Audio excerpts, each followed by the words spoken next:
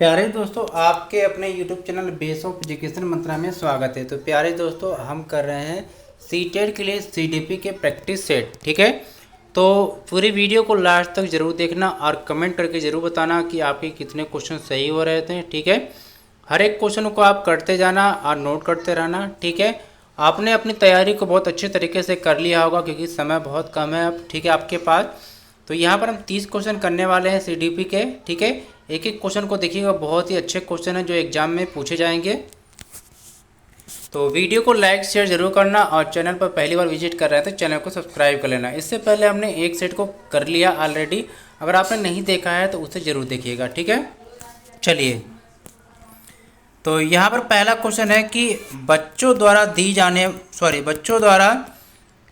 की जाने वाली त्रुटियों के संबंध में निम्नलिखित में कौन सा कथन सत्य है। आपको बताना है कि बच्चों के द्वारा जो त्रुटियां की जाती है उसके संबंध में कौन सा कथन सत्य है। ठीक है, तो यहाँ पर जो पहला ऑप्शन दिया हुआ है, क्या करा कि यदि एक शिक्षक कक्ष में सभी बच्चों की त्रुटियों को सुधारने योग्य नहीं है तो यह संकेत करता है कि शिक्षक शिक्षा की व्यवस्था में असफल है। बी कह रहा है कि एक शिक्षक को प्रत्येक त्रुटि पर ध्यान नहीं देना चाहिए अन्यथा पाठ्यक्रम पूरा नहीं होगा। सी कह रहा है कि प्रत्येक त्रुटि को सुधारने में बहुत अधिक समय लगेगा तथा एक शिक्षक के लिए थकाने वाला होगा। डी कह रहा है कि स्वयं बच्चों द्वारा त्रुटियों को सुधारा जा सकता है, इसलिए शिक्षक को उन्हें तुरंत ही नहीं सुधारना चाहिए। तो जल्दी से इसके आंसर आप बताएंगे। ठीक है, तो आपने आंसर को सोच लिया होगा, तो चलिए देखते हैं इसके आंसर यहाँ पे कौन सा है। तो इसके आंसर ऑप्शन ए है। ठीक है, यदि एक शिक्षक कक्ष में सभी बच्चों की त्रुटियों को सुधारने योग्य नहीं है तो यह संकेत करता है कि शिक्षक शिक्षा की व्यवस्था में असफल है। ठीक है, सेकेंड क्वेश्चन यहाँ पर कहा जा रहा है कि नर्सरी कक्षा में शुरुआत करने के लिए कौन सी विषय वस्तु सबसे अच्छी है। ए मेरा विद्यालय, बी मेरा परिवार, सी मेरा प्रिय मित्र, डी मेरा पड़ोस। तो इस क्वेश्चन का आंसर आपने सोच लिया होगा, तो चलिए देखते हैं इसके आंसर यहाँ पर क्या होने वाला है। तो इसका आंसर राइट हो जाएगा ऑप्शन बी मेरा परिवार। ठीक है, क्वेश्चन नंबर थर्ड यहाँ पर क्या कहा जा रहा है, ध्यान से देखेंगे कि प्राथमिक कक्षा में सकारात्मक वातावरण निर्मित करने के लिए एक शिक्षक को, ठीक है, ऑप्शन ए विभेद नहीं करना चाहिए और प्रत्येक बच्चे के लिए समान लक्ष्य सुनिश्चित करने चाहिए। बी है कि समूह गतिविधियों के दौरान समाजमिति के आधार पर उन्हें अपने समूह बनाने की अनुमति देनी चाहिए। सी कह रहा है कि सकारात्मक अंत वाली कहानियाँ सुनानी चाहिए। डी कह रहा है कि सुबह प्रत्येक बच्चे का अभिवादन करना चाहिए। तो थर्ड क्वेश्चन का आंसर आपने सोच लिया होगा, चलिए देखते हैं इसका आंसर यहाँ पर क्या होने वाले हैं। तो इसका आंसर ऑप्शन ए सही हो जाएगा कि विभेद नहीं करना चाहिए और प्रत्येक बच्चे के लिए समान लक्ष्य सुनिश्चित करने चाहिए। बिल्कुल सही है, सबको एक समान समझना चाहिए। ठीक है, क्वेश्चन 4 यहाँ पर क्या कहा जा रहा है कि एक बच्चा जो डैश से ग्रस्त है वह सा और वाज न्यूक्लियर और अनक्लियर में अंतर नहीं कर सकता। तो आपको बताना है कि कौन सा विकार है। ऑप्शन ए है कि डिसलेक्सिया, बी शब्द जम्बलिंग विकार, सी है डिसलेक्समिया, डी है डिस्मोर्फिया। तो क्वेश्चन नंबर 4 का जो राइट आंसर यहाँ पर हो जाएगा, इस विकार को हम कहते हैं ऑप्शन ए है डिसलेक्सिया। ठीक है, पठन संबंधी विकार। क्वेश्चन नंबर 5 को हम देखते हैं, यहाँ पर क्या कहा जा रहा है कि निम्नलिखित में से कौन सी विशेषता समस्या समाधान उपागम का विशेष चिन्ह है। ए है समस्या मौलिक होती है, बी सही उत्तर प्राप्त करने का सामान्यतः एक उपागम होता है, सी है कि समस्या केवल एक सिद्धांत प्रकरण पर आधारित होता है, डी कह रहा है कि समस्या कथन में संकेत अंतर्निहित रूप से दिया होता है।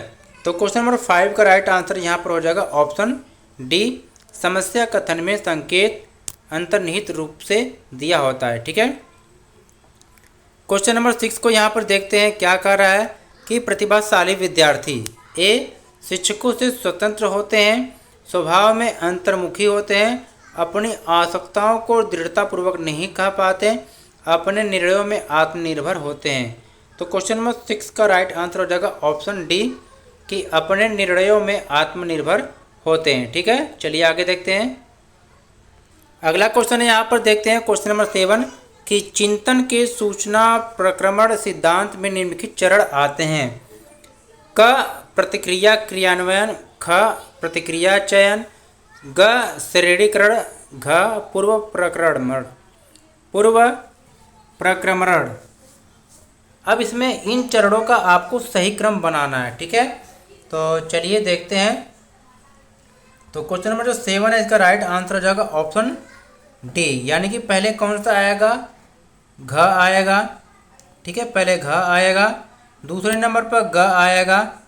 ठीक है, तीसरे नंबर पे आपका ख आ जाएगा, आज लास्ट में क आ जाएगा। ठीक है, यानी कि पूर्व प्रक्रमण, फिर श्रेणीकरण, प्रतिक्रिया चयन और प्रतिक्रिया क्रियान्वयन। ठीक है, चलिए क्वेश्चन नंबर 8 को देखते हैं। प्यारे दोस्तों, यहाँ पर दिया है कि सीखने संबंधी निर्योग्यताएं सामान्यतः ए औसत से श्रेष्ठ बुद्धि लब्धि वाले बच्चों में पाई जाती है, बी लड़कियों की तुलना में अधिकतर लड़कों में पाई जाती है, सी अधिकतर उन बच्चों में पाई जाती है जो शहरी क्षेत्रों की अपेक्षा ग्रामीण क्षेत्रों में से संबंध रखते हैं, डी है कि उन बच्चों में पाई जाती है विशेषतः जिनके पैतृक अभिभावक इस प्रकार की समस्याओं से ग्रसित होते हैं।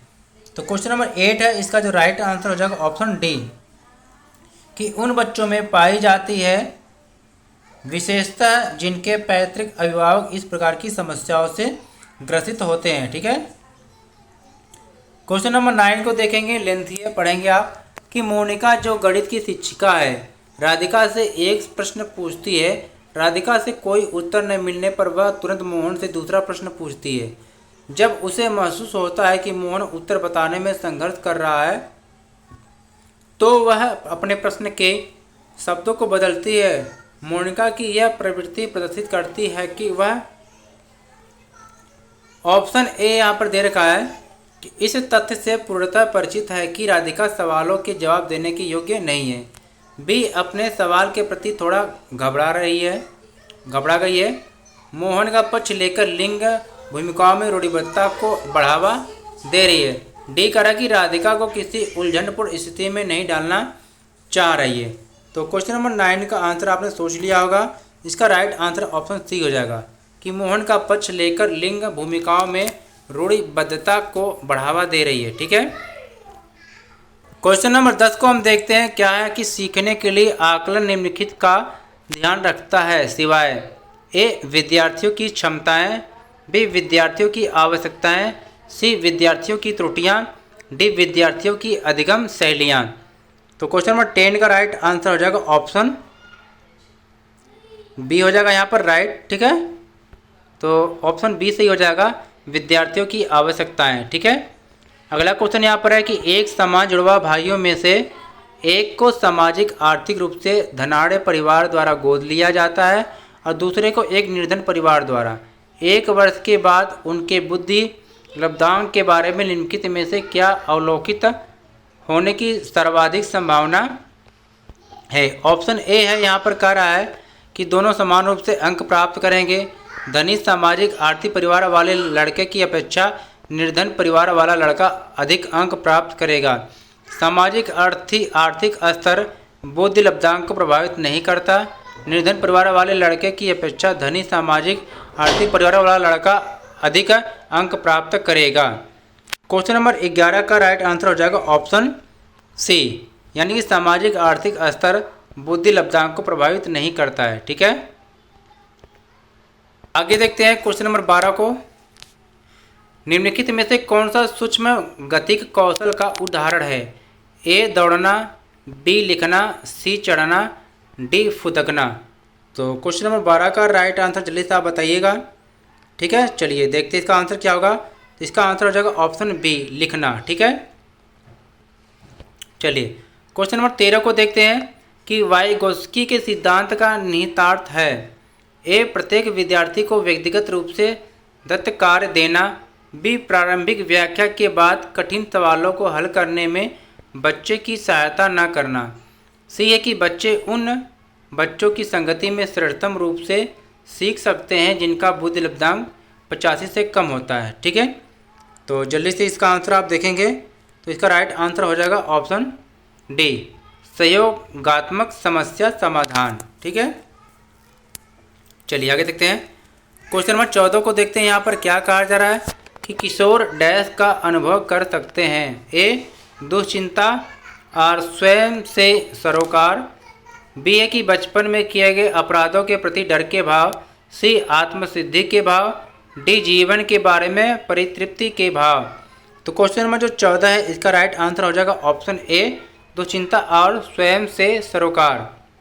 चलिए क्वेश्चन नंबर 15 को देखते हैं। क्या कहा जा रहा है कि शारीरिक रूप से सक्षम बच्चों को सामान्यतः डैश होता है। ए डिस्थीमिया, बी डिस्कैल्कुलिया, सी डिसलेक्सिया, डी डिस्ग्राफिया। तो क्वेश्चन नंबर 15 का क्या आंसर होगा यहाँ पर? ऑप्शन डी हो जाएगा, डिस्ग्राफिया। ठीक है, क्वेश्चन नंबर 16 को हम देखते हैं। क्या कहा जा रहा है यहाँ पर कि आंशिक पुनर्बलन ए सतत पुनर्बलन की अपेक्षा कम प्रभावी होता है, बी वास्तविक कक्षा कक्ष में अनुप्रयुक्त नहीं किया जा सकता, सी पशुओं को प्रशिक्षित करने में सर्वाधिक कार्य करता है, डी सतत पुनर्बलन की अपेक्षा अधिक प्रभावी होता है। तो चलिए देखते हैं इसका आंसर क्या होने वाला है। तो इसका आंसर जल्दी से आप बताएंगे, ऑप्शन डी राइट हो जाएगा, सतत पुनर्बलन की अपेक्षा अधिक प्रभावी होता है। ठीक है, क्वेश्चन नंबर 17 देखते हैं कि एक सशक्त विद्यालय अपने शिक्षकों में निम्नलिखित योग्यताओं में से किसे सर्वाधिक बढ़ावा देगा। ए अनुशासित स्वभाव, बी प्रतिस्पर्धात्मक अभिवृत्ति, सी परीक्षण करने की प्रवृत्ति, डी स्मृति। चलिए इस क्वेश्चन नंबर 17 का आंसर हम देखते हैं, ऑप्शन बी यहाँ पर सही हो जाएगा, प्रतिस्पर्धात्मक अभिवृत्ति। ठीक है, चलिए 18 क्वेश्चन यहाँ पर देखते हैं कि निम्नलिखित में से अंतः विषयी अनुदेशन का सर्वोत्कृष्ट लाभ यह है कि ए पाठ योजना बनाने और गतिविधियों में शिक्षकों को अधिक लचीलेपन की अनुमति होती है। ऑप्शन बी कह रहा है कि विद्यार्थियों को सीखे गए ज्ञान का बहु संदर्भों में अनुप्रयोग करने और सामान्यीकृत करने के अवसर दिए जाते हैं। सी कह रहा है कि प्रकरणों की विविधता जिन्हें परंपरागत पाठ्यचर्या में संबोधित किए जाने की आवश्यकता है से शिक्षकों के अभिभूत होने की कम संभावना होती है। डी कह रहा है कि विद्यार्थियों में विभिन्न विषय क्षेत्रों के विशेष प्रकरणों के प्रति नापसंदगी विकसित करने की होने की कम संभावना होती है। तो क्वेश्चन नंबर 18 है, इसका राइट आंसर यहाँ पर हो जाएगा ऑप्शन बी यहाँ पर सही हो जाएगा। ठीक है, ऑप्शन बी यहाँ पर सही हो जाएगा कि विद्यार्थियों को सीखे गए ज्ञान का बहु संदर्भों में अनुप्रयोग करने और सामान्यीकृत करने के अवसर दिए जाते हैं। ठीक है, चलिए आगे देखते हैं। क्वेश्चन नंबर 19 को देखते हैं। यहाँ पर वे शिक्षार्थी जो समृद्ध ज्ञान और शैक्षणिक दक्षता की हार्दिक इच्छा प्रदर्शित करते हैं उनके पास होता है। ए निष्पादन उपागम अभिविन्यास, बी निष्पादन परिहार अभिविन्यास, सी कार्य परिहार अभिविन्यास, डी है नैपुण्यता अभिविन्यास। क्वेश्चन नंबर 19 का राइट आंसर ऑप्शन ए यहाँ पर हो जाएगा, निष्पादन उपागम अभिविन्यास। ठीक है, चलिए आगे देखते हैं। क्वेश्चन नंबर 20 को देखते हैं। शिक्षक डैश के अलावा निम्नलिखित सभी को करते हुए समस्या समाधान को विद्यार्थियों के लिए मज़ेदार बना सकता है। ए सृजनात्मक चिंतन के लिए असीमित अवसर उपलब्ध कराने, बी जब विद्यार्थी स्वयं से कोई कार्य करने की कोशिश कर रहे हो तो उनसे परिपूर्णता की अपेक्षा करने, सी मुक्त अंत वाली सामग्री उपलब्ध कराने, डी है कि मुक्त खेल के लिए समय देना। तो क्वेश्चन नंबर 20 का जो राइट आंसर हो जाएगा ऑप्शन बी यहाँ पर सही हो जाएगा कि जब विद्यार्थी स्वयं से कोई कार्य करने की कोशिश कर रहे हो तो उनसे परिपूर्णता की अपेक्षा करने। ठीक है, चलिए क्वेश्चन नंबर 21 को देखते हैं। यहाँ पर क्या कहा जा रहा है कि भाषा में अर्थ की सबसे छोटी इकाई डैश है। ए रूपिम, बी स्वनिम, सी संकेत प्रयोग विज्ञान, डी है वाक्य। अब आपको बताना है, तो इसका राइट आंसर हो जाएगा ऑप्शन बी स्वनिम। ठीक है। क्वेश्चन नंबर 22 है यहाँ पर कि बहुबुद्धि सिद्धांत निम्नलिखित निहितार्थ देता है सिवाय ए विविध तरीकों से सीखने का आकलन किया जा सकता है, बी है कि संवेगात्मक बुद्धि बुद्धिलब्धि से संबंधित नहीं है, सी कह रहा है कि बुद्धि प्रक्रमण संक्रियाओं का एक विशिष्ट समुच्चय है जिसका प्रयोग समाधान के लिए किया जा सकता है, डी कह रहा है कि विषयों को विभिन्न तरीकों से प्रस्तुत किया जा सकता है। क्वेश्चन नंबर 22 का राइट आंसर ऑप्शन सी यहाँ पर सही हो जाएगा कि बुद्धि प्रक्रमण संक्रियाओं का एक विशिष्ट समुच्चय है जिसका प्रयोग समाधान के लिए किया जा सकता है। क्वेश्चन नंबर 23 को देखते हैं। निम्नलिखित में से कौन सा सीखने के लिए अधिकतम रूप से अभिप्रेरित करता है? ऑप्शन ए असफलता से बचने के लिए अभिप्रेरणा, बी कि बहुत सरल या कठिन लक्ष्यों का चयन करने की प्रवृत्ति, सी लक्ष्यों को प्राप्त करने में व्यक्तिगत संतुष्टि, डी है बाह्य कारक। ठीक है। क्वेश्चन नंबर 23 का राइट आंसर हो जाएगा ऑप्शन सी हो जाएगा। ठीक है, ऑप्शन सी हो जाएगा कि लक्ष्य को प्राप्त करने में व्यक्तिगत संतुष्टि। चलिए क्वेश्चन 24 को देखते हैं कि बुद्धि लब्धांक सामान्यतः डैश रूप से शैक्षणिक निष्पादन से संबंधित होते हैं। ऑप्शन ए है उच्च, बी मध्यम, सी कम से कम, डी पूर्ण। तो इसका आंसर जल्दी से आप बताएंगे, तो इसका आंसर हो जाएगा ऑप्शन ए उच्च। ठीक है। चलिए अगला क्वेश्चन है 25 कि 16 वर्षीय बच्चा बुद्धि लब्धि परीक्षण में 75 अंक प्राप्त करता है, उसकी मानसिक आयु डैश वर्ष होगी? 14 वर्ष, 15 वर्ष, 12 वर्ष, 85 वर्ष।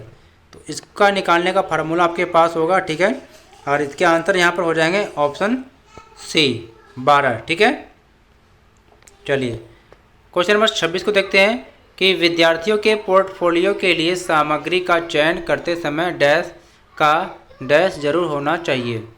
ऑप्शन ए अन्य शिक्षकों समावेशन, विद्यार्थियों असमावेशन, अभिभावकों समावेशन, विद्यार्थियों बहिष्करण। तो इसमें देखते हैं क्या फिल होगा। तो इसमें ऑप्शन बी सही हो जाएगा। ठीक है, कि पहले में विद्यार्थियों और दूसरा में समावेशन फिल होगा। ठीक है, तो इसको जल्दी से आप फिल कर लेंगे। चलिए आगे देखते हैं 27 क्वेश्चन को देखते हैं। यहाँ पर क्या कहा जा रहा है कि सफल समावेशन को निम्नलिखित की आवश्यकता होती है सिवाय ए संवेदनशील बनाना, बी करा की पृथक्करण, सी करा की अभिभावकों की भागीदारी, और डी करा की क्षमता संवर्धन। ठीक है, तो इस क्वेश्चन का राइट आंसर यहाँ पर हो जाएगा ऑप्शन बी, क्या आ जाएगा पृथक्करण। ठीक है, चलिए आगे देखते हैं 28 क्वेश्चन को देखते हैं। क्या कहा जा रहा है कि विद्यालयों में लिंग भेदभाव से बचने का सर्वोत्तम तरीका हो सकता है। ऑप्शन ए है कि शिक्षकों द्वारा उनके लिंग पक्षपातपूर्ण व्यवहारों का अधिसंज्ञान, बी कह रहा कि पुरुष एवं महिला शिक्षकों को समान संख्या में भर्ती करना, सी कह रहा कि विद्यालय में लिंग भेदभाव को दूर करने के लिए नियम बनाना और कड़ाई से उसका पालन करवाना, डी कह रहा कि संगीत प्रतियोगिता के लिए लड़कियों की अपेक्षा अधिक लड़कों का चयन करना। अब चलिए इसका आंसर देखते हैं। इसका आंसर हो जाएगा ऑप्शन बी, कि पुरुष एवं महिला शिक्षकों को समान संख्या में भर्ती करना। ठीक है, क्वेश्चन नंबर 29 को देखते हैं कि सह शैक्षणिक क्षेत्रों में निष्पादन के आधार पर शैक्षणिक क्षेत्रों में निष्पादन के स्तर को बढ़ाने का औचित्य स्थापन किस आधार पर किया जा सकता है?